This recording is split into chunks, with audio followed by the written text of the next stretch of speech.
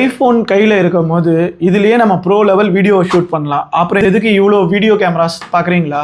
அதுவும் professional video cameras இவ்வளோ எதுக்குன்னு பார்க்குறீங்களா? ஏன்னா இது content creation economy. Content creation எக்கானமியில் சம்பாதிக்கிறதுக்கு இவ்வளோ கேமரா மஸ்ட் ஹேவ் தான். இவ்வளோ கேமராஸ் எவ்வளோ ஆகும்னு பார்த்தீங்கன்னா 8 lakhs ஸ்பெண்ட் பண்ணி நான் இவ்வளோ கேமராஸ் வாங்கியிருக்கேன். ஏன் அப்படின்னு பார்த்தீங்கன்னா, நீங்கள் ஒரு 1 lakh சப்ஸ்கிரைபர் யூடியூப்ல வச்சிருந்தீங்கன்னு வச்சுக்கோங்களேன், நீங்கள் பெர் மந்த் 2.5 lakhs வந்து ஏர்ன் பண்ண முடியும். இதே நீங்கள் வந்து யூடியூப்ல ஒரு 10 lakh ப்ளஸ் சப்ஸ்கிரைபர் வச்சிருக்கீங்க, அதாவது 1 million ப்ளஸ் சப்ஸ்கிரைபர் வச்சிருக்கீங்களா, மாதம் நீங்கள் 5.5 lakhs ஏர்ன் பண்ண முடியும். மாதம் 5.5 lakhsனா பர் ஆனம் பார்த்துக்கோங்க, ஆவரேஜாக நீங்கள் ஒரு 55 lakhs ஏர்ன் பண்ண முடியும்.